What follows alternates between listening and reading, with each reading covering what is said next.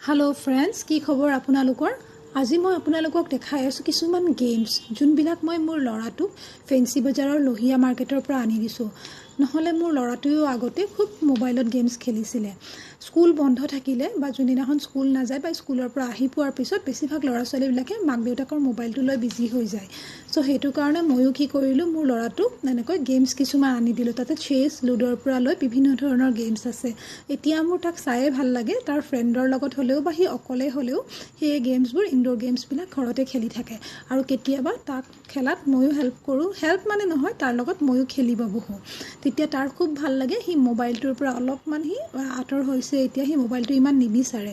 আৰু লগতে তাক মই আউটডোৰ গেমছ ধৰক স্পৰ্টছত দিছো মই ফুটবলত দিছো তাক ফুটবল খেলিব হি সৰু খজাই ষ্টেডিয়ামলৈ যায় আৰু ঘৰত থকা সময়খিনি হি হয়তো টিভিত কাৰ্টুন চাব নহলে হি মোবাইলটোৰ প্ৰতি আজিকালি তাৰ ইমান ইচ্ছা নাযায় কাৰণ এই গেমছবোৰ লৈ হি ব্যস্ত হৈ থাকে